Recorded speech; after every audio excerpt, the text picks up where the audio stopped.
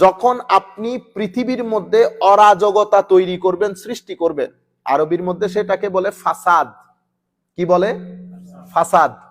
আমরা বলি না ঝগড়া ফ্যাসাদ করিও না, ওই ফ্যাসাদ থেকে ওখানে এটা আরবি শব্দ, আরবি থেকে আমরা বাংলাতে গিয়ে এটারে কি বানাই ফেলছি? ফ্যাসাদ। কিন্তু অরিজিনাল শব্দটা হচ্ছে ফাসাদ। লা তুফসিদু ফিল আরদ, খবরদার পৃথিবীর মধ্যে ফাসাদ সৃষ্টি করিও না। কোন কোন জায়গায় আল্লাহ এটাও বলেছেন যে ফাসাদ হত্যাযজ্ঞের চেয়েও খারাপ কাজ। কেন? ফাসাদ কি জিনিস? ফাসাদ হচ্ছে মানুষ, জনপদ, রাষ্ট্র, গ্রাম, বাড়ি, আমরা যেখানে থাকি, এমন কিছু করা যেটার মাধ্যমে মানুষের স্বাভাবিক জীবনযাত্রার মধ্যে ডিস্টার্বিং হয়, ব্যাহত হয়, অরাজকপূর্ণ পরিস্থিতি তৈরি হয়, মানুষের ভিতরে ভীতির সঞ্চার হয়। মানুষের ভিতরে ভীতির সঞ্চার হয় যখন আপনি সোসাইটির মধ্যে, দেশের মধ্যে, রাষ্ট্রের মধ্যে, আপনার বাড়ির মধ্যে, আপনার গ্রামের মধ্যে এমন কিছু করবেন যেটার মাধ্যমে সেই গ্রামে, সেই বাড়িতে, সেই দেশে যারা থাকে তাদের অন্তরে ভীতির সঞ্চার হবে। তাদের যে স্বাভাবিক জীবনযাত্রা সেটা অনেক বেশি ব্যাঘাত ঘটবে, ব্যাহত হবে। মানুষের জান, মাল, ইমান, ইজ্জত এগুলা অনিরাপত্তায় পড়ে যাবে। এটাকে কি বলে? ফাসাদ। তো পৃথিবীর মধ্যে আমার আল্লাহর নিয়ম হচ্ছে যারাই ফাসাদ সৃষ্টি করবে, যারাই ফাসাদ সৃষ্টি করবে, আমার আল্লাহ পৃথিবী থেকে সেই সমস্ত ফাসাদীদের নাম চিরতরে নিশ্চিহ্ন করে দেয়। সেটা আপনি করলেও নিশ্চিহ্ন হবেন, আমি করলেও নিশ্চিহ্ন হবেন। কুফরের সাথে, মানে আপনি ধরেন ঈমান গ্রহণ করেন নাই, কুফর নিয়ে আছেন, কুফরের সাথে আপনার দেশ, আপনার রাষ্ট্র চলমান থাকবে, আমার আল্লাহ সেটাকে ধ্বংস করে দেবে না। কিন্তু ফাসাদের সাথে কোন রাষ্ট্র পৃথিবীর হিস্ট্রির মধ্যে কোনোদিন চলমান ছিল না। ফাসাদের সাথে যারা রাষ্ট্রকে পরিচালনা করতে চেয়েছে, আমার আল্লাহ তাদেরকে সময় দিয়েছে, কিন্তু আমার আল্লাহ তাদেরকে ছাড় দেন নাই। আল্লাহ বিভিন্ন আযাব দিয়ে তাদেরকে পৃথিবী থেকে নিশ্চিহ্ন করে দিয়েছে। সেই ধরনের নিশ্চিহ্ন করা কিছু জাতিদের মধ্যে অন্যতম জাতি হচ্ছে আদ গোষ্ঠী, আরেকটা হচ্ছে সামুদ গোষ্ঠী, আর বনি ইসরাইল। পবিত্র কোরআন পড়লে খুললে দেখবেন আদুন, সামুদ, বনি ইসরাইল এগুলা পাবেন। আমার আল্লাহ ঘুরিয়ে ফিরিয়ে তাদের ধ্বংস যজ্ঞের কথা বলেছেন। এখান থেকে আমাদেরকে মেসেজ কি দিতে চাচ্ছেন? মেসেজ দিতে চাচ্ছেন যে ব্যাঘাত যদি সৃষ্টি করেন, ফিতনা ফাসাদ যদি সৃষ্টি করেন, ফাসাদের মূল বিষয় হচ্ছে অন্যায় করা। ফাসাদ যারা করে তাদেরকে আমরা বলি না ফ্যাসাদি। ফ্যাসাদি মানে অন্যায়কারী, জুলুমকারী। ফাসাদ হচ্ছে মানুষকে তার অধিকার থেকে বঞ্চিত করা। ফাসাদ হচ্ছে মানুষের ভিতরে ভীতির সঞ্চার করা। ফাসাদ হচ্ছে মানুষকে ন্যায় নীতি থেকে দূরে রাখা। ফাসাদ হচ্ছে সোসাইটির যে নিয়ম নীতি, লোকাল কাস্টমস, কালচার, এগুলার কোনো তোয়াক্কা না করে নিজের মননে শক্তির কারণে অহংকার বশত, অহংকারী হয়ে যখন আপনি মানব সমাজের মধ্যে যা মন চায় তা করবেন, এটাকে ফাসাদ বলে। কোরআনে পাকের মধ্যে এটাকে কতলের চেয়েও বেশি কঠিন বলেছেন, কতলের চেয়েও বেশি কঠিন বলেছেন। এখন ফাসাদকে আমি ডিল করব কি করে? এটা বড় ইম্পর্টেন্ট কোয়েশ্চেন আমাদের সোসাইটির জন্য, specially at this moment for Bangladesh. ফাসাদকে ডিল করার একেবারে মূল বিষয়টা আমরা আমাদের নবী সাল্লাল্লাহু আলাইহি ওয়াসাল্লাম থেকে শিক্ষা গ্রহণ করব। ফাসাদকে ডিল কেমনে করে? ফাসাদকে ডিল করার জন্য দুইটা জিনিস ব্যবহৃত হবে। একটা হচ্ছে রাষ্ট্রের নিয়ম নীতি, রাষ্ট্রের আইন কানুন। আরেকটা হচ্ছে সোসাইটির যারা ইন্টেলেকচুয়ালস আছেন, আলেম উলামা আছেন, সোসাইটির যারা এডুকেশনালিস্ট আছেন, শিক্ষিত শ্রেণী আছেন, তারা মানুষের ভিতরে জনমত তৈরি করবে, মানুষের ভিতরে জনমত তৈরি করবে, মঙ্গলের চিন্তা, ভালোর চিন্তা, পরিবর্তনের চিন্তা, ভালো মন্দ সবকিছুর ব্যাপারে উলামায়ে কেরাম জুমার মসজিদ থেকে মানুষের ভিতরে সচেতনতা বৃদ্ধি করবে। এটা পাবলিকের দায়িত্ব। পাবলিক এর চেয়ে বেশি কিছু করতে গেলে ফাসাদের পরিবর্তে ফাসাদ তৈরি হবে। ফাসাদকে ডেকে আনে। আপনি যদি ফাসাদের মাধ্যমে ফাসাদকে আপনি যদি চান যে আপনি ট্যাকল করবেন, কিয়ামত পর্যন্ত আপনি ফাসাদকে ফাসাদ দিয়ে ট্যাকল করতে পারবেন না। সেই কারণে আমার নবী মক্কা শরীফ বিজয়ের পরে সাধারণ ক্ষমা ঘোষণা করে দিয়েছেন। এটা আমার নবীর একটা গ্রেট এক্সাম্পল আমার নবী সেট করেছেন, just to let us know how to deal with this circumstances, with this condition. এই কন্ডিশনের সাথে আপনি ডিল যদি এভাবে না করেন, ফাসাদের উপর যদি আপনি ফাসাদকে ফাসাদ দিয়ে রদ করতে চান, তো ফাসাদকে ফাসাদ দিয়ে কখনো রদ করা যায় না। সেই কারণে আমাদের বিশেষ করে আমরা যারা ছাত্ররা আছি, আমরা যারা ইয়াংস্টার্স আছি, আমার আল্লাহ জানতেন ফেরাউন একটা জালেমের নাম, সেটা আমি যেমন জানি, কুল কায়নাত জানে, পৃথিবী জানে একটা জালেমের নাম। কেমন জালেম? এত বেশি ফিতনাবাজ এবং ফ্যাসাদি ছিল, সেই সোসাইটির মধ্যে পুরা রাজনীতিকে কন্ট্রোল করার জন্য ইউযাব্বিহুনা আবনাআহুম ওয়া ইস্তাহইয়ুনা নিসাআহুম, সে কি করত? তাদের যে ইয়াংস্টার্স আছে, ইউথ আছে, তাদেরকে জবাই করত। ওয়া ইস্তাহইয়ুনা নিসাআহুম, মহিলাদেরকে জীবিত রাখত। কেন জবাইটা? কেন? মনে রাখবেন, হত্যা দুই ধরনের হয়, একটা শুট করে হত্যা করে ফেলা, আর একটা হচ্ছে জবাই করা। জবাই করার মধ্যে আপনি রাষ্ট্রের সাধারণ মানুষের ভিতরে ভীতির সঞ্চার করতে চাচ্ছেন। আপনি যখন ভীতির সঞ্চার করতে চাইবেন, তো আপনি জবাইয়ের মধ্যে আসেন। আপনারা বুঝতে পেরেছেন? এই কাজটা করতো সাধারণ মানুষের মধ্যে ভীতি সঞ্চার করার জন্য, জুলুম করতে করতে করতে। কারণ যিনি ফাসাদ করেন, ওনার সবচেয়ে বড় অসুখ হচ্ছে অহংকার। কি জিনিস? উনি মনে করেন উনি অনেক কিছু করে ফেলতে পারবেন। বুঝতে পেরেছেন? তো ফেরাউন, আল্লাহ রাব্বুল আলামিন তাকে সুযোগও দান করেছেন, ফাআকিদু কাইদা, সুযোগও দিয়েছেন, আমহিলহুম রুয়াইদা, মোহলত দিয়েছেন, সুযোগ দিয়েছেন।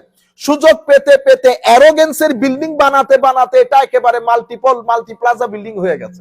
এক পর্যায়ে সে বলতেছে, মুসাকে ডাকো তো একটু, আমরা মুসার খুদাকে একটু দেখি, মুসার খুদা থাকে কোথায়। ইন্না লিল্লাহ। হ্যাঁ, তখন সে দাবি করছে, আনা রব্বুকুমুল আলা, কিসের খুদা বলো তুমি? আমার চেয়ে বড় খোদাকে তুমি বলতেছো না? তোমার খোদা মারে, তোমার খোদা রাখে। মানুষ একটাকে এনে বলতেছে এর মেরে ফেলো, সাথে সাথে জবাই করে দিয়েছে। বলো তো দেখি এখন কে মেরেছে? ফাসাদের সবচেয়ে বড় রোগ অহংকার। সেই কারণে আমার আল্লাহ বলতেছেন, বান্দা যাই করিস অহংকার করার চেষ্টা করিস না। অহংকার করা মানে আমার চাদর নিয়ে টানাটানি করা। আমি কিন্তু অহংকারীদেরকে ছাড় দেই না। মানে সুয়ের ওই ছিদ্রের ভিতরে হাতি ঢুকে যাবে, এটা তুমি বিশ্বাস করতে পারবা? অহংকারী বেহেশতে যাবে, এটা তুমি বিশ্বাস করতে পারবা? অহংকারীর জন্য কোনো কিছুই নাই। আমি আপনাদেরকে যেটা বুঝাতে চাচ্ছি, ফেরাউন মানে আপনি উঠতে উঠতে উঠতে উঠতে অহংকারের টপ লেভেলে উঠে গেছেন, শেষ পর্যন্ত দাবিও করেছেন আনা রব্বুকুমুল আ'লা। এই ব্যক্তিকেও যখন আমার আল্লাহ হযরতে মুসা আলাইহিস সালামকে পাঠিয়েছেন, আপনি দেখেন ফাসাদকে ডিল করে কেমনে। কি বলেছে আমার আল্লাহ?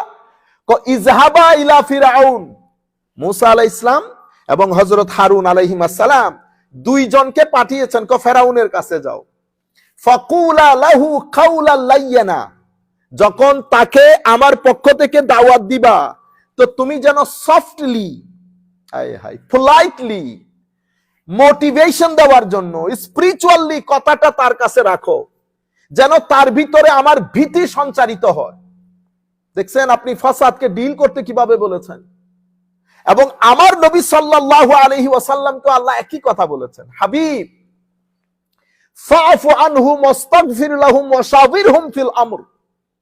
আপনাকে, এটা তো আপনার উপর আল্লাহর রহমত, আপনি ভিতরগতভাবে অনেক পোলাইট। তাদের এই ছোটখাটো জিনিসগুলো আপনি ইগনোর করেন, ক্ষমা করে দেন। রাষ্ট্রীয় বিষয় আশয় নিয়ে সাহাবায়ে কেরামের সাথে পরামর্শ করেন। আপনারা বুঝতে পেরেছেন? আমি আপনাদেরকে যেটা বুঝাতে চাচ্ছি সেটা হচ্ছে, একদিকে আইনকে অনেক শক্ত করে দিয়েছে, আইনকে অনেক শক্ত করে দিয়েছে। কেমন? আমার নবীর কাছে যখন ইহুদির এক মহিলা চুরির কারণে যখন কেস কোর্টে উঠেছে, তার বিরুদ্ধে ফায়সালা হয়েছে, ইসলামের যে ফায়সালা, তখন সাহাবায়ে কেরামের মধ্য থেকে নতুন নতুন বিষয়, হ্যাঁ, রাজনৈতিকভাবে আমরা যদি এখানে কিছু ক্ষমা প্রদর্শন করতে পারি, হয়তো ইসলামিক সিভিলাইজেশনের জন্য এটা খুব ভালো হবে। কিছু সাহাবায়ে কেরামের পরামর্শ ছিল, ইয়া রাসূলুল্লাহ মাফ করে দেওয়া যায় কিনা। আমার নবী বলতেছেন, বেটা মাফ করে দেওয়ার ব্যাপার বলতেছে, আমার মেয়ে ফাতেমা করলো, হাত কেটে দিতাম। তো আমাদের মধ্যে কিছু ভাই আছে না, আমাদের মধ্যে ইনারা কথাগুলো এমন ভাবে তুলে ধরেন সাধারণ শ্রেণীর কাছে।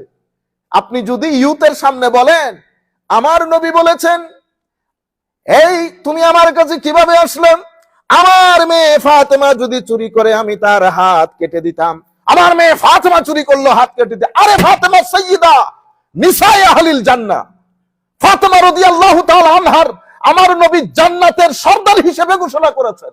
আমার নবী জানতেন না? এটা কথাটা কেন বলেছেন? আপনি ফাতেমাকে কোথায় নিয়ে যাইতে চাইতেছেন?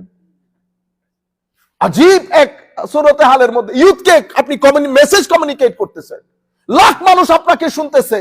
I have to be very careful with this personality. Abu Bakr সিদ্দিকের শানে কথা বলার সময়, ফারুক আজমের শানে কথা বলার সময়, সাহাবায়ে কেরাম হোক, আলে বাইত হোক, কথা বলার সময় আমাদেরকে সাবধানতা অবলম্বন করতে হবে। আমার নবী এই কথা কেন বলেছেন? বলেছেন, বেটা তোমরা ভুল বুঝতেছো কেন, ওর নামও ফাতেমা, তো আমার মেয়ের নামও তো ফাতেমা, আমার মেয়ে চুরি করলে আমি একই কাজ করতাম। তার মানে কি? তার মানে কি? আমার মানে ফাতেমা রাদিয়াল্লাহু তাআলা আনহুকে নিচে নিয়ে গেছে? ও বা ফাতেমা রাদিয়াল্লাহু তাআলা আনহু তো ফাতেমা। বুঝতে পেরেছেন? আপনি আমরা কি করি, মেসেজটা এমন ভাবে দেই তরুণ প্রজন্মকে বুঝিয়ে দেবেন এটা আমার নবী কেন বলেছেন। ফাতেমা রাদিয়াল্লাহু তাআলা আনহা কে? ফাতেমার ব্যাপারে আমার নবী সাল্লাল্লাহু আলাইহি ওয়াসাল্লামের ঘোষণা কি?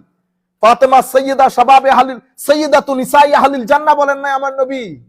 তো এটা মানুষকে শানটা তুলে ধরবেন, ফজিলতটা তুলে ধরবেন, যাতে এই সমস্ত পার্সোনালিটির ব্যাপারে আমাদের তরুণ প্রজন্মের কাছে রং মেসেজ না যায়।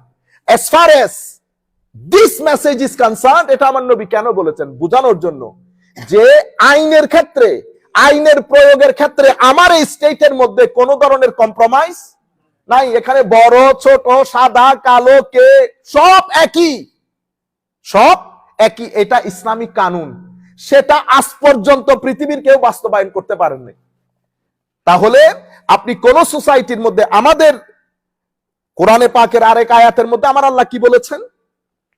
আমার আল্লাহ বলেছেন, আপনি যদি আইনের শাসনটা প্রয়োগ না করেন, আইনকে এস্টাবলিশ না করেন, নিজের মতো করে ইন্টারপ্রেট করেন, আমার আল্লাহ বলছেন, ওয়াইজা আরাদনা আন নুহলিকা কারিয়াতান আমারনা মুতরাফিহা ফাফাসাকু ফিহা, আমি যখন কোন দেশকে ধ্বংস করতে চাই, আমি যখন কোন দেশকে ধ্বংস করতে চাই, আল্লাহ আপনি দেশকে কেন ধ্বংস করতে চান? সব ফাসাদি। এখানে আইনের কোনো বিচার নাই, এখানে সাধারণ শ্রেণীর উপর জুলুম করা হয়, অত্যাচার করা হয়, এবং বড় যারা আছে তারা যেহেতু ফেভার পান, তারাও এখানে চুপ থাকেন। এদেরকে আমার নবী হাদিসে পাকের মধ্যে বলেছে বোবা শয়তান। কি বলেছে? বোবা শয়তান। যারা সত্যকে সত্য বলে না, যারা সাদাকে সাদা বলতে পারে না। আপনারা বুঝতে পেরেছেন? আমরা তো এখানে শতদা বিভক্ত না। ধরেন যে কোনো বিষয়ে আমরা কি করে যাই, পাঠ হয়ে ফেল, ইভেন একটা বিয়ের বিষয় নিয়েও পাঠ হয়ে যায়, ঠিক আছে? তখন আমরা কি করি? তখন আমরা কিন্তু ভালো কথাটা বলতে পারি না। আমি পক্ষের হওয়ার কারণে আমাকে চেষ্টা করতে হয় আমার পক্ষ যেটা, সেটা যে কোনো মূল্যে যেন সেটাকে কি করি, সত্য বলি। ভাই, এটা প্রিন্সিপাল লেস মানুষের কাজ। যেই পক্ষেরই হন না কেন, সত্য কথা বলতে কখনো পিছপা হবেন না। যেটা সত্য সেটা, যারা যেটা ভালো, যেটা সৎ, এই কথাটা বলার সাহস রাখে, আমার আল্লাহ রাব্বুল আলামিন তাদের জবানের মধ্যে বরকত দান করেন, তাদের সিনার ভিতরে ফিউজার দান করেন। এই জন্য সব সময় শুধু আপনি ওই পাঠের বলে ওই পাঠের কথা বলিয়েন না। যেটা সত্য সেটা সব জায়গায় বলবেন, মানুষ নির্ভর করবে। চোর হলেও, আপনাকে অপছন্দ করলেও মানুষ বলবে যে ওর কাছে যাও, ঠকবে না, এ ঠকাবে না। বুঝতে পেরেছেন? এটা কিন্তু অনেক বড় সার্টিফিকেট আখেরাতে বাঁচার জন্য। আপনি যখন জানাজার মধ্যে দাঁড়িয়ে এই সার্টিফিকেট দেবেন, আল্লাহ আপনার সার্টিফিকেট গ্রহণ করবে। যে মানুষ যেরকম হোক, আমার অপছন্দ হোক, আমি যখন বলবো না যে আমাদের যে কোনো ভাই, আমাদের হাফেজ সাজ্জাদ আছেন এখানে, সাজ্জাদ ভাই, ধরেন ওনার সাথে আমার সম্পর্ক ভালো না, কিন্তু আমি বলতেছি সাজ্জাদ ভাইয়ের সাথে যান, তো উনি আমাকে বলতেছে সাজ্জাদ ভাইকে তো আপনি পছন্দ করেন। আল্লাহ পছন্দ অপছন্দ এক বিষয়, কিন্তু আপনি গেলে আপনার সাথে কি করবে না, আপনাকে ঠকাবে না। এটা অনেক বড় চরিত্রের একটা অনেক বড় দিক। আমি চাই আমরা সবাই এই ধরনের হই। শুধু পক্ষাবলম্বন করার কারণে, শুধু একটা একটা নির্দিষ্ট আইডিওলজিকে সাপোর্ট করার কারণে, যে কোনো মূল্যে আপনি সাদাকে সাদা বলতে না পারলে, কালোকে কালো বলতে না পারলে, কিসের আইডিওলজি? আপনারা বুঝতে পেরেছেন? আল্লাহ রাব্বুল আলামিন আমাদেরকে বরকত দান করুক। তো আমার আল্লাহ বলছেন, আমি যখন ইচ্ছা করি এই দেশকে ধ্বংস করে দেব। আল্লাহ ইচ্ছা কখন করেন? যখন জুলুম হয়, যখন মজলুমের আওয়াজ শোনার কোনো মানুষ থাকে না, তখন আমার আল্লাহ সিদ্ধান্ত নিয়ে ফেলেন এই দেশকে বরবাদ করব। তো আমার আল্লাহ কি করেন? উপর থেকে নেমে আসবেন না, আমার নাম মুত্রাফিহা, সেই রাষ্ট্রের যারা সামাজিকভাবে, রাজনৈতিকভাবে, অর্থনৈতিকভাবে এবং এলাকার দিক থেকে যারা শক্তিশালী গ্রুপ, আল্লাহ তাদের ভিতরে ওয়াসওয়াসা দেন। তারা যা মন চায় ফিতনার বাজার, করাপশনের বাজার গরম করেন। দেখতে দেখতে একটা জনপদ ভাঙতে ভাঙতে ভাঙতে একেবারে নিশ্চিহ্ন হয়ে যান। ইরাককে দেখেন নাই? আপনি মিডল ইস্টে যান, পুরো ভূখণ্ড আপনাকে সাক্ষী দেবে। কেন? আমাদের অনেক দরদ লাগতেছে, কিন্তু আমরা যদি পিছনের হিস্ট্রিতে যাই, আল্লাহর নবীর আনিত বিধান, যেই ভূখণ্ডগুলোর জন্য আমার নবী দোয়া করেছেন, সেই ভূখণ্ডের মধ্যে আমরা ইসলামের জন্য বিন্দু পরিমাণ মহব্বত আমাদের ছিল। অশ্লীলতার বাজার গরম। বাংলাদেশ মিশর, বাংলাদেশ সিরিয়া, বাংলাদেশ প্যালেস্টাইন, বাংলাদেশ এই সমস্ত আরব দেশ, আমাদের মা বোনেরা যখন ঘুমটা দিয়ে এই রিকশার চতুর্পাশে কাপড় পেঁচিয়ে সফর করতেছে, তখন এই সমস্ত দেশের অশ্লীলতা ভাষায় প্রকাশ করার মতো না। কোথায় গেছেন আপনি? আজকে কোথায় আপনি? এই সূরা ফজর যখন পড়বেন, আপনি যখন পুরো বিষয়টা মিলিয়ে দেখবেন, আপনি দেখবেন আমার কোরআন সেদিনও সত্য বলেছে, আজকেও সত্য বলছে। আপনি এখান থেকে বের হতে পারবেন না, এখান থেকে বের হতে পারবেন না। এরপরে আমার আল্লাহ যেমন ফেরাউনের কথা, বনি ইসরাইলের কথা, পৃথিবীর সুপার পাওয়ার, ফাদ্দালনাকুম আলাল আলামিন, আমি পৃথিবীতে তাদেরকে সবচেয়ে শ্রেষ্ঠ করেছি। আদ এবং সামুদ যাদের কথা এখানে বলা হচ্ছে, এরামা জাতিল ইমাদ, আদ গোত্রের একটা, ধরেন একটা স্টেট, একটা কবিলা, পৃথিবীর শক্তির দিক থেকে, রাজনৈতিক দিক থেকে, টাকা পয়সার দিক থেকে, বুদ্ধি পরামর্শের দিক থেকে, জ্ঞান গরিমার দিক থেকে তাদের মতো জাতি পৃথিবীতে ছিল না। বুঝতে পেরেছেন? কাউকে গণতও না, কাউকে গণতও না। ঠিক বনি ইসরাইলও সেরকম, না গণতে না গণতে এবার কি হয়েছে? এবার জুলুমের বাজার গরম, সাধারণ মানুষের কথা শোনার কেউ নাই। এরপরে উত্থানের একটা ইতিহাস, পতনের একটা ইতিহাস। উত্থান হয়েছে। উত্থান কেন হয়? এই সোসাইটির মধ্যে আপনি যদি উত্থান, আপনার যদি উত্থান এনশিওর করতে চান, কেমনে এনশিওর করবেন? কেমনে উত্থান হবে? এই সোসাইটির মধ্যে বর্তমান এই পরিস্থিতিতে কোন রাষ্ট্র, কোন জাতি, কোন সিভিলাইজেশন যদি চায় আমি আবার মাথা তুলে দাঁড়াবো, তাহলে প্রধান বিষয় হচ্ছে অবশ্যই বিজ্ঞান এবং আপনার গবেষণা, একটা উইং। এরপরে আপনার চরিত্র, দুইটা উইং। আপনার মুখের কথা যা বলবো, দুনিয়া উল্টে গেল আমার মুখের কথা উল্টাবে না, এই বিষয়গুলা। এরপরে ঐক্য, জাতীয় ঐক্য। এই চারটা উইং যেই জাতি যেই মুহূর্তে বাস্তবায়ন করতে পারবে, 50 বছরের মধ্যে সেই জাতি বিশ্ব মানচিত্রের মধ্যে মাথা তুলে দাঁড়িয়ে যাবে। কেউ তাদের প্রতিবন্ধকতা সৃষ্টি করতে পারবে না। এবার পতন কখন হবে? আপনি যখন বিজ্ঞান ছেড়ে দিবেন, গবেষণা ছেড়ে দিবেন, এরপরে আপনার চরিত্র যখন নষ্ট হয়ে যাবে, তখন আপনার ভিতরে পতন শুরু হয়ে যাবে। পতনের মধ্যে যদি জুলুম থাকে, অত্যাচার থাকে, তাহলে আপনাকে মাটির সাথে মিশিয়ে দেবে, মাটির সাথে মিশিয়ে দেবে। এই জন্য একটা উত্থানের ইতিহাস, একটা পতনের ইতিহাস। সেই কারণে উলামায়ে কেরাম বলছেন, আর যাই করেন রাষ্ট্রের মধ্যে জুলুম করবেন না। কেন? একটা রাষ্ট্র কুফর দিয়ে চলতে পারে, কিন্তু একটা রাষ্ট্র জুলুম দিয়ে চলতে পারে না। ওয়াল ফজর, আমার আল্লাহ বলতেছেন ফজরের কসম করছি।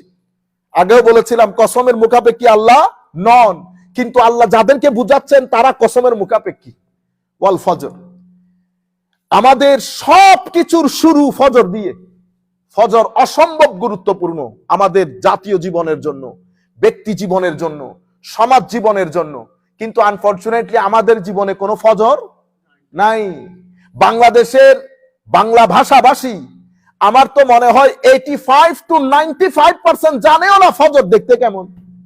এখন তো আমাদের সমাজের কালচারই হয়ে গেছে আপনি 10টার আগে উঠতে পারবেন না। ইন্না লিল্লাহি ওয়া ইন্না ইলাইহি। সভ্য জাতি, উন্নত জাতি, সভ্য জাতি, উন্নত জাতি, এরা বেশিরভাগ ফজর দেখে। সুতরাং আপনি যদি এখন উন্নত হতে চান আপনাকে অবশ্যই ফজর দেখতে হবে। ফজর দেখা বাদে উন্নয়ন হয় না, ব্যক্তিগতভাবেও, সামাজিকভাবেও, রাষ্ট্রীয়ভাবেও। সুতরাং এটা আমার গুরুত্বপূর্ণ message to each and every individuals of Bengali speaking people, that আপনি আপনার ঘরের মধ্যে, সমাজের মধ্যে, রাষ্ট্রের মধ্যে ফজর দেখার ব্যবস্থা করেন। এই ফজর যদি দেখেন তো আমার নবীও হাদিসে পাকের মধ্যে বলেছেন আল্লাহ সমস্ত বরকত ফজরের মধ্যে রেখেছে।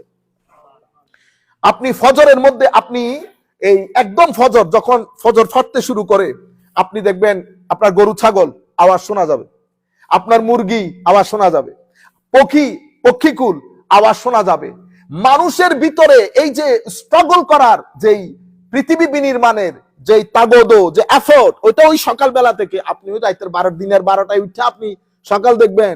এই কারণে মুসলিম মিল্লাত বর্তমানে পৃথিবীর টোটাল ওয়েলথের কত পার্সেন্ট মুসলমানদের হাতে? 10% মুসলমানদের হাতে নাই। আপনারা এই 2-4 জনকে বড় বড় বিলিয়নার মিলিয়নার দেখেন, আপনারা সামান্য জিনিস। পৃথিবীর টোটাল ওয়েলথের 10% মুসলমানদের হাতে নাই। আপনি কিসের বলেন আছেন?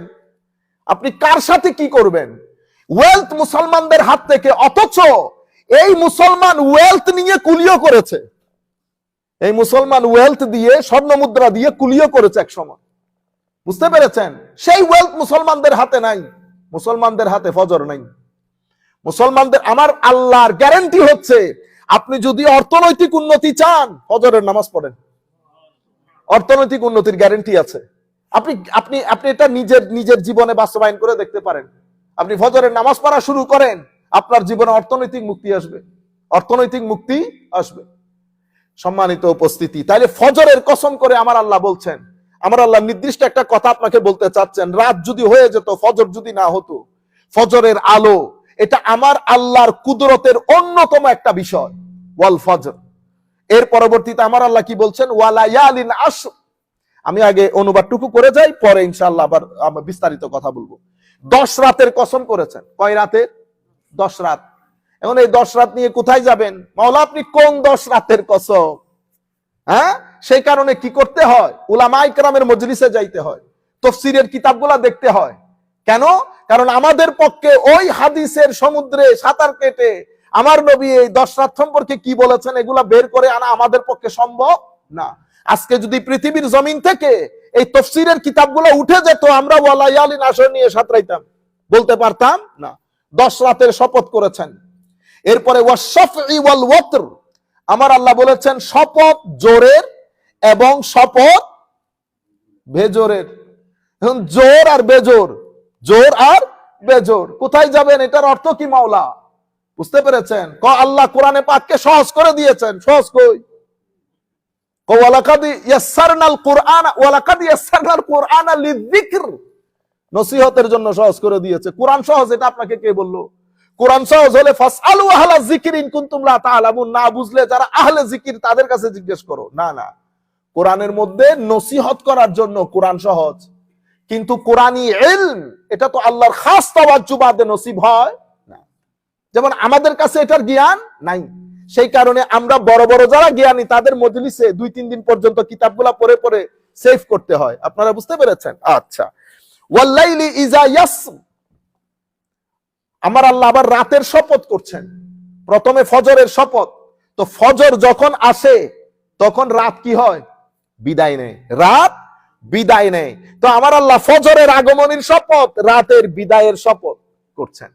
আচ্ছা, করার পরে হালফি জালিকা কাসামুল লিযি হিজর, আমার আল্লাহ এর মধ্যে আছে শপথ জ্ঞানী ব্যক্তির জন্য। হালফি জালিকা কাসামুল লিযি হিজর, লিযি হিজর মানে যারা জ্ঞানী ব্যক্তি তাদের জন্য কি আছে? শপথ আছে।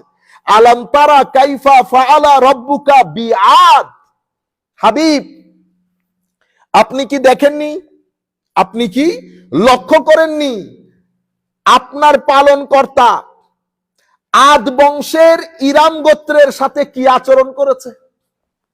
আলাম তারা, সূরা ফিলের মধ্যে আলাম তারা কাইফা ফাআলা রাব্বুকা বিআসহাবিল ফিল। আবার এখানে বলতেছে আলাম তারা কাইফা ফাআলা রাব্বুকা বিআদ। আমাদের হাফেজরা এই জায়গাগুলোর মধ্যে এসে কি লাগাই ফেলে? প্যাচ লাগাই ফেলে। মানে আপনাদের কাছে মনে হয় কি এটা কতই লোক হুজুর হাফেজ সাহেব 2-3 বার আটকে গেছে। আপনি ওখানে দাঁড়াই সূরা ফাতিহা পড়ে দেখেন, আপনি ওখানে দাঁড়াইয়া সূরা ফাতিহা পড়ে, এটা অনেক ভারী জায়গা। এটা তো উলামায়ে কেরামের উপর আল্লাহর একটা রহমত দিতে কেমনে কেমনে পড়ে ফেলে। আদারওয়াইজ আপনি জানা সূরাও ওখানে পড়তে পারবেন না। আমি এক হাফেজের পিছনে নামাজ পড়েছি, 30 বছর কোরআনে পাক পড়ে নাই, কিন্তু হাফেজ। সেই যে হাফেজ আমি জানতাম না, সুটেড বুটেড। তো কথা বলতে বলতে, মাহে রমজান ছিল, ইফতারের দাওয়াত করছে, কথা বলতে বলতে বলতেছে হুজুর আমি হাফেজ। তো আলী নাম, পাকিস্তানের। আলম হাফেজ? হুজুর আমি আসলে ভুলে গেছি। তবে ভুলে গেছি বলতে একদম ভুলি নাই, বাট আমি 30 বছর পর্যন্ত পড়ি। তাহলে পড়েন না মানে কিরকম পড়েন নাই? হুজুর ব্যস্ততার মধ্যে কোরআন শরীফ খুলো কোনোদিন পড়তে পারি নাই। আপনি চিন্তা করতে পারবেন দুর্ভাগা হইলে কিরকম দুর্ভাগা হয়। হ্যাঁ, আল্লাহ বেটা প্রথম দিনের পরিচয়, আল্লাহ বেটা প্রথম দিনের পরিচয় তো কিছু বলতে পারেন না। আর যদি পুরান পরিচয় তো তোমার বাস দিয়ে পিটাইতাম। তো তোমার রুচি এই কিছু গাছে কি বলে যে ওই যে সুইসাইড করা। তো যাই হোক, মাগরিবের নামাজ আনছেন, তুমি একটা কাজ করো, নামাজ পড়াও। আপনি জানেন সে সূরা ইখলাস পড়তে পারে না। 2 বার লুকমা দেওয়ার পরেও সূরা ইখলাস দিয়ে সে কোরআন শরীফ, সে আমাকে মাগরিবের নামাজের ইমামতি করতে পারে নাই। আমি চাইতেছিলাম একটু লাইনে আনুক, একটু বোর্ডে আনি তারে, আমরা আস্তে আস্তে করে, হাফিজ সাহেব যেহেতু, শেষ পর্যন্ত নামাজ ভেঙে ফেলতে হয়েছে। এবার বলেন দেখি, কোরআনে পাক যখন আপনাকে আমাকে অপছন্দ করা শুরু করবে, তো সূরা ইখলাস মুখ থেকে নিয়ে যাবে। রুব্বা কারিলিল কোরআন ওয়াল কোরআন ইয়ালআনুহু। আমার আল্লাহ বলছেন, আমার নবী বলছেন, কিছু তিলাওয়াতকারী এমন আছে যাদেরকে কোরআনই লানত করে। কোরআনই কি করে? লানত করে। যাই হোক, আলাম তারা কাইফা ফাআলা রাব্বুকা বিআদ। আপনি কি লক্ষ্য করেন নাই আমি আদ গোত্রের ইরাম বংশের সাথে আমি কি আচরণ করেছে আপনার খোদা? আমার নবী এসেছেন এই ঘটনার 1000 বছর পরে, কিন্তু আমার নবীকে আল্লাহ বলতেছেন আপনি কি দেখেন নাই? তো আলাম তারা মানে এখানে তারা শব্দ ব্যবহার হয়েছে। তারা, তারা রুইয়ত থেকে, মাদ্রাসার যারা দেখছেন তাদেরকে বিনয়ের সাথে বলবো, এখানে রুইয়ত শব্দটা চোখের দেখার উদ্দেশ্য না, এটাকে বলে অন্তরের দেখা, অথবা আলাম তাআলাম, আপনি কি জানেন না? আল্লাহ আপনাকে জানিয়ে দিয়েছে। তাইলে এখানে রুইয়তের অর্থ হবে ইলম। রুইয়তের অর্থ চর্মচক্ষে দেখা না, কারণ ঘটনার সময় আমার নবী প্রত্যক্ষভাবে সেই জায়গায় ছিলেন না। তাইলে রুইয়তের অর্থ কি হবে? ইলম, জানা। তার মানে আমার নবীকে আমার আল্লাহ জানিয়ে দিয়েছেন। আমি এত লম্বা কথাগুলো কেন বলছি? আমরা বলি না রুইয়তে হেলাল, রুইয়তে হেলাল, চাঁদ দেখা কমিটি, চাঁদ দেখা। তাহলে রুইয়তটা সব সময় চর্মচক্ষু দিয়ে দেখতে হয় না। যদি ম্যাথমেটিক্যাল ক্যালকুলেশন দিয়ে আপনার জ্ঞান হয়ে যায় যে চাঁদ উঠেছে, তো এটাও রুইয়ত হয়, এটা রুইয়ত হয়, যেভাবে সূরা আলাম তারার মধ্যে রুইয়ত হয়েছে। তাইলে আমি আবার আপনাদের দৃষ্টি আকর্ষণ করছি, রুইয়ত মানে আমরা কিছুদিন পরে রমজান শুরু হবে, আমরা খুব ইনসিস্ট করি রুইয়ত মানে চর্মচক্ষে দেখা না। রুইয়তের অর্থ একটা আছে ইলম। তো ইলমটা আপনি চাঁদ দেখার ক্ষেত্রে ইলমটা কিভাবে অর্জন করবেন? চাঁদ দেখার ক্ষেত্রে ইলমটা অর্জন করবেন ম্যাথমেটিক্যাল ক্যালকুলেশন দিয়ে। কারা করবে? এটা আমি করব না, এটা মুফতি সাহেবের কাজ না, এটা ওই বিষয়ের যিনি এক্সপার্ট ওনাকে সামনে বসিয়ে জিজ্ঞেস করতে হবে, ভাই ম্যাথমেটিক্যাল ক্যালকুলেশন দিয়ে একটু বলেন তো চাঁদের বার্থটা কখন হবে।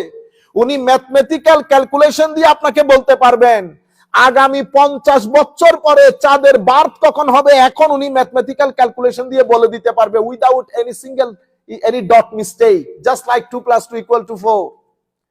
এত বেশি কসমোলজিক্যাল ডেভেলপমেন্ট হয়েছে। তো আপনি শুধু উলামায়ে কেরাম নিয়ে সিদ্ধান্ত নেবেন কত মাসের কত ঘন্টার চাঁদকে আপনি ভিজিবল বলবেন, 18 ঘন্টা 17 ঘন্টা 16 ঘন্টা, এগুলা দেখার বিষয় না, এগুলা ম্যাথমেটিক্যাল ক্যালকুলেশনের বিষয়।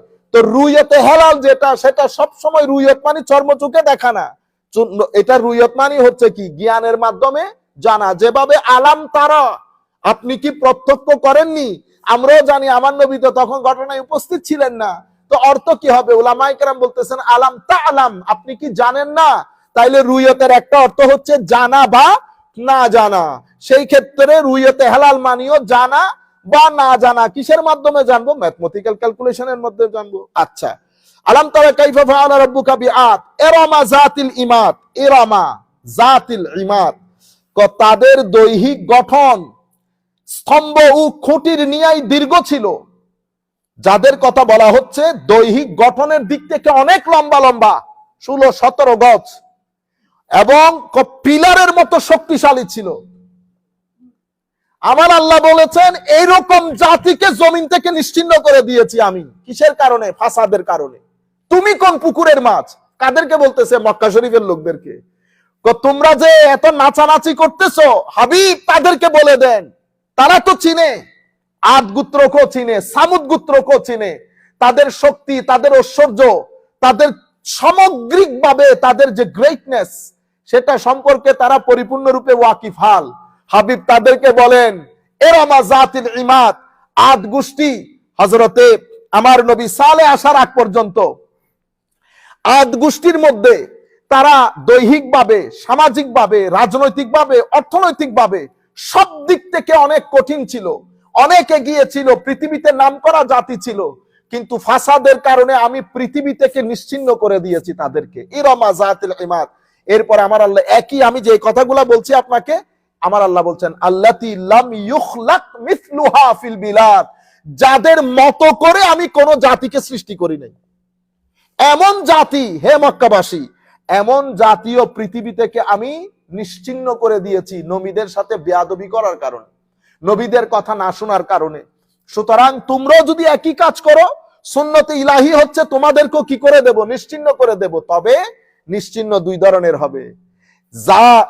সামুদ, আদ, এদেরকে আমি পৃথিবীতে আযাব দিয়ে ধ্বংস করে দিয়েছি, তোমাদেরটা সেরকম হবে না। যেহেতু আমার নবী আছে, এখন আমি আর পৃথিবীকে সেই আন্দাজে নষ্ট করব না, ধ্বংস করব না। এখন ধ্বংসযোগ্য আরেক রকমের হবে। তো আমার আল্লাহ সময় দিয়েছেন 13 বছর মক্কা শরীফে সময় পেয়েছে। এরপরে আমার নবী সাল্লাল্লাহু আলাইহি ওয়াসাল্লাম মদিনা শরীফ আসলেন। সেই সময় আমার আল্লাহর ঘোষণা ছিল মুসলমানদের জন্য, তোমরা ধৈর্যশীল হবে। ওয়াজাহিদহুম বিহি জিহাদান কাবীরা, ধৈর্যের মাধ্যমে, সহনশীলতার মাধ্যমে তোমরা তোমাদের চেষ্টা প্রচেষ্টা, তোমাদের জিহাদ চালিয়ে যাও। কিসের মাধ্যমে? ধৈর্যের মাধ্যমে। কাজে আমরা যারা আছি, আমরা যারা রাষ্ট্র গঠনে কাজ করছি, আমরা যেন ধৈর্যের দামনটা হাত থেকে না ছাড়ি। আমরা যদি ধ্বংসযজ্ঞের প্রতিবাদ ধ্বংসযজ্ঞ দিয়ে করি, ফাসাদের প্রতিবাদ যদি ফাসাদ দিয়ে করি, তো এই জাতি, এই রাষ্ট্র তো ফাসাদ থেকে আর মুক্তি পাবে না। সেই কারণে আসেন আমরা আমার নবীর আদর্শের দিকে চলে আসি। কারণ এটা ছাড়া আপনি রাষ্ট্র বিনির্মাণ, সমাজ বিনির্মাণ, পরিবার বিনির্মাণ আপনি করতে পারবেন না। আমার নবীকে বলা হয়েছে ওয়াজাহিদহুম বিহি জিহাদান কাবীরা, ধৈর্যের মাধ্যমে আপনি সর্বোচ্চ জিহাদ করেন। যথেষ্ট সময় পেয়ে গেছে। এরপরে আমার নবীকে বলছেন হাবিব, বেশি যুদ্ধ করতে চাচ্ছে তো বদরের দিকে আহ্বান করেন তাদেরকে, এখানে চলে আসুন। তো কি হবে? আমার আল্লাহ বলতেছেন আগে আসতে দেন, আমি তাদেরকে দেখাবো কিয়ামত কয় প্রকার ও কি কি। এটা হচ্ছে কিয়ামতের ট্রেলার তৈরি করেছেন আমার আল্লাহ বদরের মধ্যে। তাদের অহংকারের কোনো সীমা নাই, মানে আজকে পারে না কি করে দেবে, আজকে একেবারে বিনাশ করে দেবে। বদরের যুদ্ধে আসলো 1000 সৈন্য সামন্ত নিয়ে, সুপার পাওয়ার ওই এলাকার জন্য আসছে। এই গরিব মিসকিন 300, সামান্য 300 থেকে কিছু বেশি, কে বলে 313 জন সাহাবায়ে কেরাম নিয়ে আমার নবী গেছে। আমার নবীর কাছে যোদ্ধা আছে হযরত আলী রাদিয়াল্লাহু তাআলা আনহু, আমার নবীর যোদ্ধা ফারুক আযম রাদিয়াল্লাহু তাআলা আনহু, হযরত হামজা রাদিয়াল্লাহু তাআলা আনহু, খালিদ বিন ওয়ালিদ তো অনেক পরে অ্যাড হয়েছে। বদরের যুদ্ধে আসছে, তারা স্বপ্নেও কল্পনা করে নাই এই কিয়ামত। কেন? আমার আল্লাহ ফেরেশতা নাজিল করেছেন, ফেরেশতাদের মাধ্যমে এরকম মার। তারা মক্কা শরীফ ফেরত গিয়ে তারা যখন তাদের পার্লামেন্টে বসছে, তারা কোনোভাবে ইন্টারপ্রেট করতে পারতেছে না যুদ্ধে তারা হারলো কেন। তাদের মাথার ভিতরে নাই যে আমরা 1000 মানুষ একসাথে হেঁটে গেলে 300 মানুষ আমাদের পদদলিত হয়ে যাওয়ার কথা, কিন্তু আমরা যুদ্ধে জিতলাম না কেন? পার্লামেন্টের মধ্যে এতক্ষণ বসা এত বড় ঝানু ঝানু নেতা, তারা ব্যাখ্যাই দিতে পারলো না আমরা জিতলাম না কেন। তবে সবাই বুঝেছে অদৃশ্যের একটা মার আছে, অদৃশ্যের, আমরা দেখতে পাচ্ছি না, বাট সামওয়ান হিটিং আস। এটা ছিল তাদের জীবনের প্রথম কিয়ামত, নবীদের কথা না শোনার কারণে। যাই হোক, আল্লাতী লাম ইউখলাক মিসলুহা ফিল বিলাদ ওয়া সামুদ আল্লাযীনা জাবুস সাখরা বিল ওয়াদ, এবং আমার আল্লাহ বলছেন ওয়া সামুদ গোত্রের সাথে যারা উপত্যকায় পাথর কেটে গৃহ নির্মাণ করেছিল। আল্লাযীনা জাবুস সাখরা বিল ওয়াদ, চিন্তা করতে পারবেন, পাহাড় কেটে পাথর দিয়ে তৎকালীন সমাজে, সেটা আপনি কল্পনা যজ্ঞের বাইরে, তাদের আর্ট, তাদের আর্কিটেকচারাল ডেভেলপমেন্ট, তাদের চিন্তা চেতনা, তাদের শক্তিমত্তা, বুদ্ধি, যখন তারা পাহাড় কেটে পাথর দিয়ে ঘর তৈরি করতেছিল, পৃথিবীর মানুষ জানতো না ঘরে কেমনে থাকে। তাদের অহংকারের কোনো শেষ নাই। আমার আল্লাহ বলছে শুধু আজকে না তো, সামুদকে আমি নিস্তেনাবুদ করে দিয়েছি। কখন? তারা তখন পাহাড় কেটে পাথর কেটে তখন ঘর তৈরি করতেছিল। ওয়া সামুদ আল্লাযীনা জাবু সাখরা বিল ওয়াদ ওয়া ফিরআউনা যিল আওতাদ, বহু কি লোকের অধিপতি ফেরাউনের সাথে আমি একই কাজ করেছি। তাইলে আদ, সামুদ, ফেরাউন, আখেরি কথা মানে আমি হাফ অফ দা সূরা আল্লাযীনা, এই তিনটা জাতের কথা তুলে ধরে আল্লাহ বলছেন আল্লাযীনা তাগাউ ফিল বিলাদ, যারা রাষ্ট্রের মধ্যে সীমা লঙ্ঘন করতে করতে সীমারও সীমা লঙ্ঘন করেছে। মানুষকে কথা বলতে না দেওয়া। আপনি যত বড়ই মানুষ হন না কেন, আপনি টিকতে পারবেন না কোন সমাজে না, আপনি যখন মানুষকে কথা বলতে না দেবেন। হ্যাঁ, আপনি যদি ন্যায় নীতি, একটা জিনিস রাষ্ট্রের জন্য অসম্ভব গুরুত্বপূর্ণ, যেটা আমরা মুসলিম রাষ্ট্র বুঝতে চেষ্টা করি না, সেটা হচ্ছে মানুষকে তার নৈতিক এবং মৌলিক অধিকার এনশোর করা। আপনি যখন মানুষকে তার মৌলিক অধিকার থেকে বঞ্চিত করবেন, আপনি জীবনেও সেই সমাজের মধ্যে কন্টিনিউ করতে পারবেন না। আপনি শুধু আপনার দিন গুনবেন। কি গুনবেন? দিন। কিন্তু মানুষ, আল্লাহ রাব্বুল আলামিন কোরআনে পাকের মধ্যে বলছে মানুষ ভুলে যায় কি ঘটনা ঘটেছে, মানুষ শিক্ষা গ্রহণ করে না। সেই জন্য একই ঘটনা, আল্লাহর ঐশী যে মার, সেটা বারবার আসে আমাদের চোখের সামনে। আপনারা বুঝতে পেরেছেন? ধরেন এখন পৃথিবীতে আমেরিকা আছে, আমেরিকার পূর্বে পৃথিবীতে আরো কত জাতি এসেছে গেছে, কিন্তু আমরা একবারও জানি না। আমার মাহাথির মোহাম্মদের একটা কথা খুবই দারুণ লেগেছিল, মালয়েশিয়ার এক্স প্রেসিডেন্ট। উনি বলেছিলেন যে আমরা কেন উঠেছি, কেন পড়েছি, এই দুইটা যদি আমরা জাতির সামনে ভালো করে তুলে ধরতে পারি এবং জাতিকে এডুকেট করতে পারি, এটা আমাদের জন্য যথেষ্ট। আমরা যখন উঠেছি, কেন উঠেছি, কিভাবে উঠেছি, পড়েছি যখন, কেন পড়েছি, কিভাবে পড়েছি। আমরা তো এখন ডিভাইডেড হয়ে গেছি। ইভেন সত্য কাকে বলে, এটা নিয়েও আমাদের মধ্যে ইখতিলাফের কোনো শেষ নাই। আমরা নির্দিষ্ট কিছু জিনিস নিয়ে একসাথে হতে পারছি না। পুরা পৃথিবীর মানুষের মধ্যে একই টেন্ডেন্সি, সত্যকে সত্য বলতে না পারা, মিথ্যাকে মিথ্যা বলতে না পারা। প্যালেস্টাইনের লোকের উপর জুলুম হচ্ছে, এটা বুঝার জন্য কি কলেজ ইউনিভার্সিটিতে পড়তে হয়? এটা আপনি বলতে পারছেন না কেন? তার মানে এটাকে বলা হয় আপনি ফাসাদ করছেন। তো ফাসাদ করলে আল্লাহর বিচার কি? আল্লাহর বিচার হচ্ছে আপনি শুধু কাউন্ট করেন, একদিন 2 দিন, সময়ের ব্যাপার, আপনি পড়ে যেতে হবে, আপনি থাকতে পারবেন না। বুঝতে পেরেছেন? তো আল্লাহ রাব্বুল আলামিন আমাদের হামি ও নাসির হোক। এরপরে বলছে আল্লাযীনা তাগাউ ফিল বিলাদ, আদের কথা বললাম, সামুদের কথা বললাম, ফেরাউনের কথা বললাম, এরা সবাই সীমা লঙ্ঘন করেছে। ফাআকসারু ফিহাল ফাসাদ, তারা কি করেছে? তারা অসম্ভব বিস্তর, একেবারে সামগ্রিকভাবে অশান্তি এবং ফাসাদ সৃষ্টি করেছিল সোসাইটির মধ্যে, রাষ্ট্রের মধ্যে, দেশের মধ্যে। আমার আল্লাহ আমাদেরকে কি হুকুম দিচ্ছেন? আমার আল্লাহ হুকুম দিচ্ছেন, ইন্নাল্লাহ, আমি যারা যারা যেখান থেকে বসে শুনছেন, বিনয়ের সাথে অনুরোধ করব আমাদের এই কথাগুলো স্পেশালি আমাদের ছাত্রদের কানে যেন চলে যায়। ইন্নাল্লাহ ইয়া'মুরুকুম আন তুআদ্দুল আমানাতি ইলা আহলিহা। আমরা স্মার্ট না আপনাদের মতো সাদাসিধা মানুষ, তবু আমাদের কথাগুলো শুনলে আমার মনে হয় উপকার সাধন হবে। কারণ আপনি যতই সুটেড বুটেড হন, আমরা রাজা অধিপতি সমস্ত মানুষকে টানেলের ভিতরে ঢুকে ঢুকে মরতেও দেখেছে কিছুদিন আগের কথা। সুতরাং আল্লাহর হুকুমের বাইরে না যায়। ইন্নাল্লাহ ইয়া'মুরুকুম, নিশ্চয়ই আল্লাহ তোমাদেরকে হুকুম দিচ্ছেন, আল্লাহর হুকুম, আন তুআদ্দুল আমানাতি ইলা আহলিহা, আমরা যেন আমাদের জীবনের যত কিছুকে আমরা আমানত মনে করি, সামাজিক, রাজনৈতিক, অর্থনৈতিক যত কিছু, আল আমানাত, যত কিছু আমানত, যেমন মসজিদের জন্য একটা ট্রাস্ট দরকার। তো মসজিদ, আপনি, এটা আমার ভাই, এই জন্য ওনাকে দিয়ে দিলাম। আমাদের ইংল্যান্ডের মধ্যে কি হয়, মসজিদের এমন এক ব্যক্তি কি ইমাম এনেছেন যেটা বাংলাদেশের বাঁশখালী অঞ্চলের মসজিদের মধ্যে ইমাম হতে পারবে না, তাকে আপনি এখানে ইমাম দিয়ে দিয়েছেন। আপনি তাকে ইমাম দিয়ে কি কাজ করেছেন জানেন? আপনি আমার দ্বীনের গলা টিপে ধরেছেন। তরুণ প্রজন্ম মনে করছে দিনগুলা বুধহয় এরকমই, ধর্মটা বুধহয় এরকমই। কেন দিয়েছেন? উনি সভাপতি সাহেবের মামাতো ভাই, সভাপতি সাহেবের মামাতো ভাই, এক কারণ। দ্বিতীয় কারণ হচ্ছে হুজুর কোন রকম 200-300 টাকা দিলে হয়, কোন রকম 200-300 টাকা দিলে হয়। আজীব মাহৌল, আজীব মাহৌল। আপনার জন্য 2000 টাকা দরকার, আর মসজিদের এটার জন্য 300 টাকা দরকার। আমার ভাই, যিনি শিক্ষক, ওনার মুক্তি নামাজ দোয়ার মধ্যে তো আছে। ওনার আসল মুক্তি হচ্ছে শিক্ষকতার মধ্যে। আপনি পরিপূর্ণরূপে আপনার ছেলেকে, যাকে পড়াচ্ছেন, আপনি তাকে পরিপূর্ণরূপে পড়াইছেন কিনা?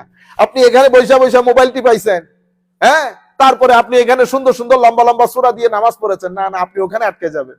কুল্লুকুম মাসউল, আমার নবী বলেছেন প্রত্যেককে জবাবদিহি করতে হবে। ওয়া কুল্লুকুম রা, এবং তোমাদের প্রত্যেকের নিজ নিজ দায়িত্ব আছে, সেই দায়িত্ব সম্পর্কে আল্লাহ প্রশ্ন করবে। আমার নবী তো বলেছেন, যেই ব্যক্তি রাখাল, গরু চড়ায়, তাকে গরু চড়ানোর ব্যাপারে জিজ্ঞেস করবে। মসজিদ তো রয়ে গেল। এখন আপনি বুঝতে পেরেছেন আমরা কি করি? স্বজন প্রীতিতে চলে যায়। আপনি যখন স্বজন প্রীতি করবেন, আপনি যেই ব্যক্তিকে যেখানে বসানো দরকার সেই ব্যক্তিকে যদি আপনি সেখানে না বসান, তো কি হয়েছে?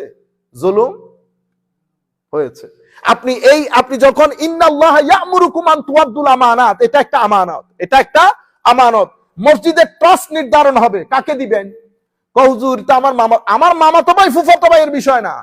যাদের মাধ্যমে, যাদের মধ্যে এবিলিটি আছে, যাদের মাধ্যমে এটা সুষ্ঠুরূপে পরিচালিত হবে, তাদের বুকে দিয়ে দেন।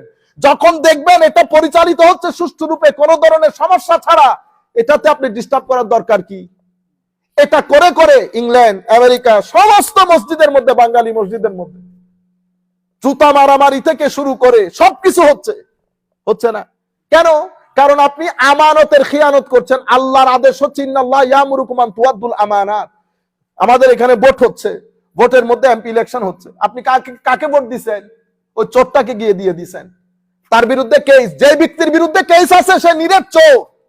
আমি আপনাদের, আমার এই আওয়াজ যেখানে যেখানে পৌঁছাইতেছে, আপনি যখন আপনার অপিনিয়ন দেবেন কারো হাতে, আমার আল্লাহর নির্দেশ হচ্ছে অবশ্যই আল আমানাত ইলা আহলিহা, এই আমানতের যেই ব্যক্তি হকদার, চারিত্রিকভাবে, জ্ঞানের দিক থেকে যেই ব্যক্তি হকদার, আমরা যেন এই আমানত তাকে দেই। আমি শিল্পী, ও ক্রিকেটার, ওই হাবি জাবি এগুলা দিয়ে যদি আমি পার্লামেন্ট ভরে দেই, যারা আমার রাষ্ট্রের জন্য আইন তৈরি করবে, তাইলে আপনি আহালকে দেন নাই। আহাল হচ্ছে যেই ব্যক্তি চারিত্রিকভাবে, জ্ঞানগতভাবে আমার জন্য আইন কানুন করতে সমর্থ, আপনি তাকে দেবেন। এটা হচ্ছে ইন্নাল্লাহা ইয়ামুরুকুম আন তুআদ্দুল আমানাতি ইলা আহলিহা। এটা আমার পার্ট, এটা সাধারণ জনগণের দায়িত্ব। এবার আমি যাকে আমানত দিব তার দায়িত্ব কি? তার দায়িত্ব হচ্ছে একই আয়াতের মধ্যে আমার আলোচনা, ওয়াইজা হাকামতুম বাইনান নাস আন তাহকুমু বিল আদল। সেই যখন আপনার কর্তৃক আমানত পেয়ে সেই যখন বিচার কার্য পরিচালনা করবে, সে যখন রাষ্ট্রের মধ্যে আইন তৈরি করবে, সেটা যেন আদালতের উপরে করে। কিসের উপরে? আদালতের উপরে। তাহলে আমার দায়িত্ব হচ্ছে যিনি যোগ্য তার কাছে আমানত দেওয়া, তার দায়িত্ব হচ্ছে আদালত অনুযায়ী রাষ্ট্র পরিচালনা করা। ইন্নাল্লাহা নি'ম্মা ইয়াইযুকুম বিহি। আমার আল্লাহ বলছেন, আল্লাহ কত সুন্দর ওয়াজ করেন, নিজে বলতেছেন কত সুন্দর ওয়াজ করেন। এটা হচ্ছে আমার আল্লাহর পক্ষ থেকে আমাদের জন্য এই কি বলে সাজেশন, অ্যাডভাইস, আল্লাহ রাব্বুল আলামিনের অর্ডার। আমরা সামান্যভাবে এই কয়েকটা 2 লাইনের তাফসীর করে এর পরবর্তীতে আমরা আগামী সপ্তাহে ইনশাআল্লাহ এই ব্যাপারে আলোচনা করব। তো আমরা যেটা বলেছিলাম, এই সূরার মধ্যে, এটা মক্কি সূরা, 30টা আয়াত আছে, কয়েকটা আয়াত আমরা পড়ব। ওয়াল ফজর, ফজর সম্পর্কে আপনাদেরকে জানানো হয়েছে। ওয়ালায়ালিন আশর, 10 রাতের শপথ। এখন 10 রাত বলতে কোন 10 রাত? সুবহানাল্লাহ। মুফাসসিরিনে কেরাম থেকে আমার এই কথাগুলো মাদ্রাসার ছাত্রদেরকে বলছি বিনয়ের সাথে, ইবনে কাসির, বাগাবী এবং তাফসিরে কুরতুবী, আমরা এখানে ইমাম রাজিকে অ্যাড করছি না, তাফসীরটা আমরা এখানে সাধারণ মজলিসে কথাগুলো বলি। তো আমরা ইমাম রাজিকেও যদি এটা এখানে অ্যাড করি কথাগুলো অনেক ভারী হয়ে যাবে, সেই জন্য ওনাদের দিক বিবেচনা করে আমরা চেষ্টা করি যে to keep it as simple as possible so that everybody can understand. ওয়ালায়ালিন আশর, এটা হজের প্রথম 10 দিন, হজের প্রথম 10 দিন। আল মুরাদু বিহা আশরা জিলহিজ্জা, জিলহজের প্রথম 10 দিনকে আল্লাহ বলেছেন যে আমি ফজরের শপথ এবং জিলহজ মাসের প্রথম 10 দিনের শপথ। এটা কে বলেছে? হযরতে আব্দুল্লাহ ইবনে আব্বাস, হযরতে আব্দুল্লাহ ইবনে জুবাইর, মুজাহিদ এবং ওয়াগাইরু ওয়াহিদিন মিনাস সালাফ ওয়াল খালফ। ওয়াকাদ সাবাতা ফি সহিহিল বুখারী আন ইবনে আব্বাস মারফুআন মা মিন আইয়ামিন আল আমল আস-সালিহ আহাব ইলা আল্লাহ ফিহিন্না মিন হাযিহিল আইয়াম ইয়ানি আশর জিলহিজ্জা। قالوا ولا الجهاد في سبيل الله قال ولا الجهاد في سبيل الله। আমার নবী সাল্লাল্লাহু আলাইহি ওয়াসাল্লামের সাহাবী, তাবেঈ, সলফে সালেহিন, মুতাকাদ্দিমিন, মুতাখিরিন, পূর্ব যুগ, পরের যুগ, সবার এক অভিমত, একেবারে মেজরিটি উলামায়ে কেরামের অভিমত হচ্ছে, সলফে সালেহিনের উম্মতের অভিমত হচ্ছে এখানে 10 দিনের যে ওয়ালায়ালিন আশর 10 রাতের যে শপথ করা হয়েছে সেটা জিলহজ মাসের প্রথম 10 রাত, জিলহজ মাসের প্রথম 10 রাত। এবং এই ব্যাপারে হযরতে আব্দুল্লাহ ইবনে আব্বাস রাদিয়াল্লাহু তাআলা আনহু থেকে সহিহ বুখারী শরীফের মধ্যে একটা হাদিসের riwayat আছে। আমার নবী সাল্লাল্লাহু আলাইহি ওয়াসাল্লাম ইরশাদ করেছেন, মা মিন আইয়ামিন, কোন দিন এমন নাই যেই দিনের মধ্যে আমলে সালেহ, সৎ কাজ ওই 10 রাতের চেয়ে বেশি ফজিলতপূর্ণ। মানে আপনি আমল যখন করবেন ওই 10 রাতের আমল অসম্ভব ফজিলতপূর্ণ অন্যান্য রাতের চেয়ে। ইভেন আমার নবী সাল্লাল্লাহু আলাইহি ওয়াসাল্লাম এরশাদ করেছেন, এক সাহাবী জিজ্ঞেস করেছেন, ইয়া রাসূলুল্লাহ, জিহাদ ফি সাবিলিল্লাহর চেয়ে উত্তম কোন? ওই 10 রাতের ইবাদত ইনকম্পারেবল, এত বেশি ফজিলতপূর্ণ। এখানে আরো অনেক মতামত এসছে, আমি ওই মতামতগুলোর মধ্যে যাব না। আমি শুধুমাত্র ওয়ালায়ালিন আশর ওয়াশ-শাফঈ ওয়াল ওয়াতর এতটুকুন করে আমরা ওয়াল্লাইলি যাইয়াছে রাত 2 মিনিটের মধ্যে শেষ করে দেব। ওয়াশ-শাফঈ ওয়াল ওয়াতর, এখন যেভাবে বলেছি, শাফউন মানে হচ্ছে জোর, ভিতরুন মানে হচ্ছে কি? বেজোর। ভিতরের নামাজকে আপনারা কি বলেন? সালাতুল, আমরা বলি না, কেউ বলে বাংলাতে বেতরের নামাজ। কিসের নামাজ? বেতর। আবার কেউ বলি বিতির, কিন্তু শব্দ হচ্ছে উইত্র। শব্দ কি? এখন ভিতর বললে আপনার ইমামতি চলে যাবে, অথবা মসজিদের সভাপতি সাহেব বললে নতুন কথা শোনাইতে আসছেন, এটা ভিতর। কালকে আমাদের ইকবাল ভাই নিয়ে আসছে একটা সবে বরাত। ইকবাল ভাই কি ছিল জানেন? ওটা নিসফে মিন শাবান। তো নিসফে মিন শাবান মানে শাবানের অর্ধেক। শাবানের কি? অর্ধেক। তো উনি বুঝাইতে চাইছেন লাইলাতুন নিসফে মিন শাবান। এটা যদি বলেন তাহলে শাবান মাসের মধ্যরাত লাইলাতুন বললে, আর যদি লাইলাতুন বাদ দিয়ে বলেন তো কি হবে? শাবানের অর্ধেক। বুঝতে পেরেছেন? উল্টা পাল্টা হয়ে যাবে। তো বলতে চাচ্ছিলাম, তো শাফউন মানে জোট, উইত্র। তো আমরা বিতিরের নামাজকে উইত্র বলি। কেন বলি? কারণ এটা ভেজর নামাজ। এটা কি? ভেজর নামাজ। তো উলামায়ে কেরাম বলছেন ওয়াখতালাফা ফি যালিকা, উলামায়ে কেরাম এখানে শাফউন বলতে আল্লাহ কি বুঝিয়েছেন এটা নিয়ে ইখতিলাফ করেছেন। কেউ কেউ বলেছেন শাফউন মানে জোর জোর নামাজ, উইত্রুন মানে বেজোর নামাজ। কেউ বলেছেন এটা। وقال جابر بن عبد الله قال النبي صلى الله عليه وسلم والفجر وليال عشر, ঠিক আছে, قال هو الصبح وعشر النهار والوتر يوم عرفه। শাফউন বলতে ওই প্রথম 10 দিন, আর ভিতরুন বলতে ইয়মে আরাফাকে বোঝানো হয়েছে। ইয়মে আরাফা কোন দিন হয়? 9 তারিখ না? তো বেজোর নাত। তো উনি বলতেছেন যে এখানে রমজানের জিলহজের প্রথম 10 রাত, ওইটাকে আল্লাহ কি বলেছেন? ওয়ালায়ালিন আশর, ওয়ালায়ালিন আশর, ওইটাই শাফউন জোড়া, যেহেতু 10 রাত। তো বেজোর কোনটা? বেজোর বলতে আল্লাহ ইয়মে আরাফাকে বুঝিয়েছেন, কারণ ইয়মে আরাফা ওয়াল বিত্রু ইয়মু আরাফা ওয়াশ-শামু ইয়মুন, আচ্ছা, ওয়াশ-শাফু হচ্ছে ইয়মুন নাহার। বলা হচ্ছে ওয়ালায়ালিন আশর প্রথম 10 রাত, আর শাফউন বলতে আমার আল্লাহ 10ই জিলহজ কুরবানির রাতকে বুঝিয়েছে, আর উইত্রুন বলতে 9 জিলহজ আরাফাকে বুঝিয়েছে। বুঝতে পেরেছেন?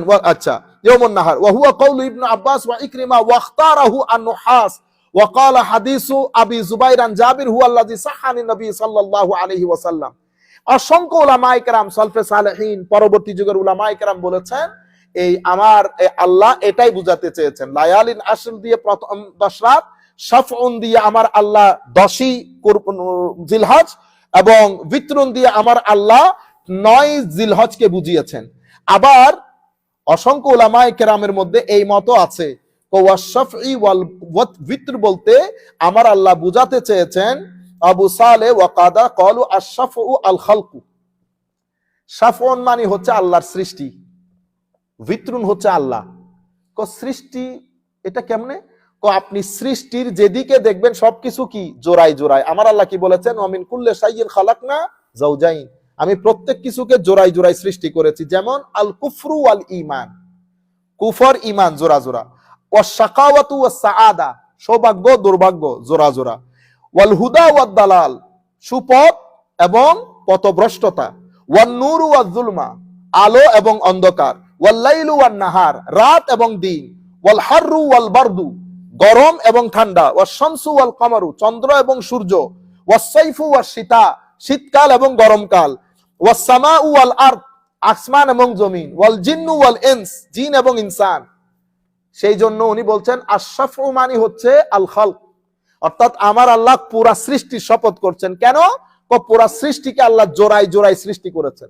ওয়াল ভিতরু হুয়া আল্লাহু সুবহানাহু ওয়া তাআলা, আর ভেজর হচ্ছেন আমার আল্লাহ। আমার আল্লাহ সৃষ্টির শপথও করেছেন, এই সৃষ্টি যিনি বানিয়েছেন তার শপথও করেছেন। যেমন আমার আল্লাহ বলেছেন কুল হুয়াল্লাহু আহাদ আল্লাহুস সামাদ। আল্লাহুস সামাদ মানে আল্লাহ লা ইয়াসমিদু, আমার আল্লাহ কোনো কিছুর মুখাপেক্ষী না, তিনি এক এবং একক। তাইলে ওয়াল ফজর ওয়া লায়ালিন আশর ওয়াশ শাফঈ ওয়াল ওয়াতর, এই হচ্ছে এইগুলার ব্যাখ্যা। জিনিসগুলো অনেক কঠিন, কিছু সূরা আছে টেকনিক্যালি অনেক অনেক ডিফিকাল্ট। আমি মানে ওই সমুদ্রের মধ্য থেকে আপনি না বলছেন পুকুরে অনেক মাছ, বহুত কষ্ট করে রুই মাছ একটা দইরা আপনাদেরকে দিছি।